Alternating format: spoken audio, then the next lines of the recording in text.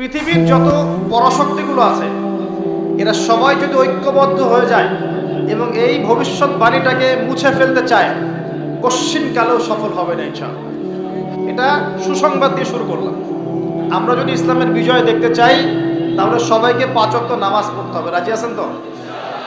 আজকে থেকে 5 ওয়াক্ত নামাজ ছাড়বেন। স্পেশালি যুবক ভাই যারা আছো, তোমাদের তারুণ্য আছে, রক্তের উদ্যম আছে, তোমরা চাইলে অনেক কিছুই করতে পারো। অনেক বার্ধক্যে উপনীত হওয়া মানুষ নামাজ পড়তে চায় কিন্তু করতে পারে না। তরুণদের কাছে আল্লাহ পাক সুযোগ দিয়েছেন। আর ইসলামের বিরোধী শক্তি যারা আছে তারা খুব ভালো করেই জানে কিন্তু যে ইসলামের বিজয়ে সবচেয়ে বড় ভূমিকা রাখতে পারে তরুণ সমাজ, যুবক সমাজ, যুব সমাজ, তরুণ প্রজন্ম। এ কারণেই তো দেখবেন তরুণ প্রজন্মকে তাদের উদ্দেশ্য থেকে সরিয়ে দেওয়ার জন্য তারা আপনার সামনে অনেকগুলো টোপ দিয়ে দিয়েছে। দেখাবো টোপ কয়েকটা। 1 নাম্বার টোপ দিয়েছে মেয়ে নারী জাতি। মেয়েদেরকে বেপর্দা করে তোমার সামনে উপস্থাপন করে দিয়েছে, ফ্রি মিক্সিং। এখন তুমি আর ঈমান ধরে রাখতে পারছো না। এটা পরিকল্পিত ছিল, কারণ আল্লাহ পাক বলেন যুজ্জিনা লিন-নাস হুব্বুশ শাহাওয়াতি মিনান নিসা। মানুষের জন্য সবচেয়ে যে আকর্ষণীয় বিষয়গুলো তার মধ্যে 1 নাম্বার হচ্ছে মহিলা, মানে মেয়ে, নারী জাতি। এটা আমাদের কাছে সবচেয়ে আকর্ষণীয়। আল্লাহ পাকের সবচেয়ে সুন্দর সৃষ্টিকে মানুষ না, মানুষের মধ্যে আল্লাহ পাকের সবচেয়ে শ্রেষ্ঠ সৃষ্টিকে নারী জাতি। আল্লাহ পাক তাদেরকে সুন্দর করে সৃষ্টি করেছেন, তাই নয় কি? এই কারণে পুরুষদের সবচেয়ে আকর্ষণের জায়গা কোনটা? নারী জাতি।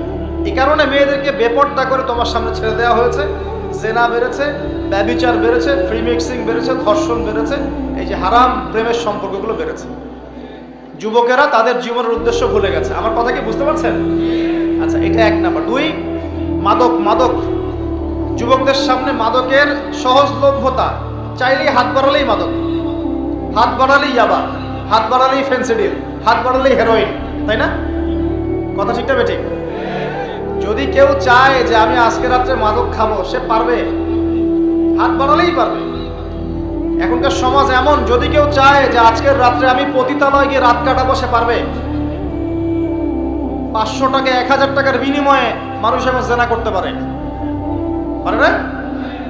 5 টাকা 10 টাকা 50 100 টাকা দিয়ে মানুষ এখন ইয়াবা কিনে খেতে পারে। আর যারা সীমান্তবর্তী অঞ্চলে আছেন তারা আরো ভালো জানেন আমার কথা কতটুকু সত্য কতটুকু মিথ্যা। যুবকদের সামনে মাদক এমনি দেওয়া হয় নাই। উদ্দেশ্য কি? তোমার দ্বারা ইসলামের বিজয় সম্ভব ছিল। মাদক সেবন করাই তোমাকে সরায় দিয়েছে ওই রাস্তা থেকে। কথা বুঝতে পারছো? খুব সতর্ক। 3 নাম্বার, জুয়া। তোমার সামনে জুয়া দিয়ে দিয়েছে। জুয়া, ফুটবল বিশ্বকাপ হইলে জুয়া, IPL হইলে জুয়া, BPL হইলে জুয়া, ফুটবল ফিফা হইলে জুয়া। জুয়া খেলে না মানুষ। আর যে যুব সমাজ তাদের জীবনের উদ্দেশ্য জানে না, তাদের পক্ষেই সম্ভব এইসব মেসি, আর্জেন্টিনা, ব্রাজিল এইসব নিয়ে ব্যস্ত থাকে। যারা নিজেদের জীবনের উদ্দেশ্য জানে তাদের জন্য কশ্চিনকালেও এখানে সময় নষ্ট করা সম্ভব না। দুনিয়ার জীবনটা কি খেলতামাশা? দুনিয়ার জীবনটা কি খেলতামাশার জন্য? আল্লাহ পাক যে হায়াতটা দিয়েছেন, ধরেন 50, 60 বা 100 বছর, এই হায়াতটা কে দিয়েছেন? এই সময়টার মালিক কে? তাহলে আল্লাহ যদি সময়ের মালিক হয়, আমি কেন সময় 1 ঘন্টা অপচয় করবো ওখানে বসে বসে? এই সময়টা কি আমার নাকি? সময়টা আমার বাপের নাকি? সময়টা কার? আল্লাহর দেওয়ার সময় আমি টিভি সেটের সামনে বসে বসে 1.5 ঘন্টা নষ্ট করে ফেললাম। খেললো 2টা দল আর তালি বাজাচ্ছে আমি, মাশাআল্লাহ। কালকে দেখলাম কক্সবাজার থেকে আসার সময় রাস্তা ব্লক, পুরা একটা দল জিতেছে, পুরো রাস্তা ব্লক, হাঁটা যাচ্ছে না, মিছিল, পাগলের মতো মানুষ মোটরসাইকেলে ছুটছে, গাড়ি নিয়ে ছুটছে, সিগারেট খাচ্ছে, আরো যে কি খাচ্ছে, মেয়ে নিয়ে ঘুরছে আর একটা পতাকা নিয়ে ঘুরছে। যে দেশের পতাকা নিয়ে ঘুরছে ওই দেশ জানেও না মনে হয় যে এই দেশে এই আমার সাপোর্টার আছে। হ্যাঁ, আর খেয়াল করে দেখবেন এই আয়োজনগুলো এখন করানো হচ্ছে মুসলিম দেশগুলোকে দিয়ে। মানে মুসলমানদের অবস্থা দেখলে এখন মনে হচ্ছে সুবহানাল্লাহ, যে হারাম একটা কাজকে জায়েজ করার যে কত তরিকা বের হয়েছে। এখন একটা মুসলিম কান্ট্রি জিতেছে, মানে ভাবখানা এমন যে এই জেতার ফলে আমরা ইসলামী খেলাফত কায়েম করে ফেলেছি।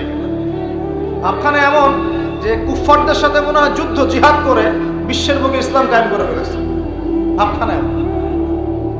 এই স্টেডিয়ামগুলো করতে কত কোটি বিলিয়ন বিলিয়ন ডলার খরচ করতে হয়েছে, কত শ্রমিক যে এই স্টেডিয়ামগুলো বানাতে মারা গেছে তোমরা জানোই না। কি হচ্ছে এখানে? পশ্চিমারা আসছে, এনজয় করছে, খেলাধুলা হচ্ছে। বিষয়টা কি জানেন? আমাদেরকে এই খেলাধুলার অহেতুক কাজে ব্যস্ত করে দিয়ে ওরা ওদের এজেন্ডা বাস্তবায়ন করছে।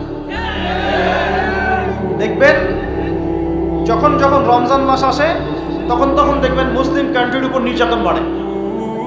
যখন যখন বড় বড় ইভেন্ট হয়, ওয়ার্ল্ড কাপ, এইটা সেটা, দেখবেন ভিতরে ভিতরে মুসলিম কান্ট্রির উপর নির্যাতন বাড়তে থাকে। মানুষ একদিকে তাকায় থাকে আর একদিকে উদ্দেশ্য সাধন করতে থাকে। বুঝাচ্ছি বিষয়টা।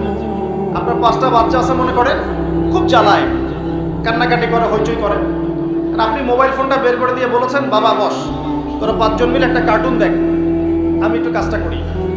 দিয়ে দিলেন, ও কার্টুন দেখছে চুপচাপ, কেউ কোনো ডিস্টার্ব নাই। আর বুঝতে পারছেন? এই যে বাচ্চাগুলো কার্টুন দেখছে না, এগুলো হচ্ছে আমরা। আর ওই যে কাজ করছে বা এটা হচ্ছে ওরা, পশ্চিমারা। আমার কথা কি বুঝতে পারেন? আচ্ছা, আমি সহজ করার চেষ্টা করছি। প্রিয় যুবক ভাইরা, মেয়ে তো উন্মুক্ত করে দিয়েছেই, মাদক তো দিয়েছেই, জুয়া দিয়েছে, অহেতুক এসব খেলতামাশা দিয়েছে তোমার সামনে, তোমার সময় কেড়ে নেওয়ার জন্য, তোমার হায়াত কেড়ে নেওয়ার জন্য। তোমার মূল্যবান হায়াত, যে হায়াতটাকে তুমি আল্লাহর পথে দাওয়াতের কাজে ব্যয় করবা, দিন চর্চার কাজে ব্যয় করবা, আল্লাহর ইবাদতের কাজে ব্যয় করবা, আমর বিল মারুফ নাহি আনিল মুনকারের কাজ করবা, এই সময়টা ওরা কেড়ে নিয়েছে তোমার কাছ থেকে। বুঝতে পারছো না তুমি? আবার নেশা দিয়ে তোমার ভিতরটা নষ্ট করে ফেলেছে, জেনা দিয়ে তোমার অন্তর নূর নষ্ট করে দিয়েছে, ফ্রি মিক্সিং দিয়ে জেনা এবং তোমার যে পবিত্রতা, চারিত্রিক পবিত্রতা নষ্ট করে দিয়েছে। ওয়ালা তামুতুন্না ইল্লা ওয়া আনতুম মুসলিমুন। পরিপূর্ণ মুসলমান না হয়ে তোমরা মৃত্যুবরণই করিও না, করলেই সমস্যা। পরিপূর্ণ মুসলমান না হয়ে মারা গেলেই সমস্যা। কি সমস্যা? ওই যে আল্লাহ পাক বলবেন, মান রব্বুক, বলবে লা আদরি, আমি তো জানি না, কারণ পরিপূর্ণ মুসলমান হয়নি তো, আল্লাহর সাথে শিরিক করেছে। আল্লাহ পাক বলবেন, মা দীনুক, বলবে লা আদরি, আমি জানি না। মা দীনুক উত্তর কেমন করে দিতে পারবে? ইসলামের কিছু অংশ মানে, কিছু অংশ মানে না। ইসলামের কিছু অংশ মানে, নামাজ, রোজা, হজ, যাকাত, তাসবিহ, তাহলিল সবই মানে, কিন্তু সুদ ছাড়তে হবে, ঘুষ ছাড়তে হবে, জেনা করা যাবে না, মদ খাওয়া যাবে না, দুর্নীতি করা যাবে না, মানে না। তাহলে মা দীনুক কি উত্তর দিবে? আল্লাহ পাক আমাদের সবাইকে পরিপূর্ণ মুসলমান হওয়ার তৌফিক দান করুন।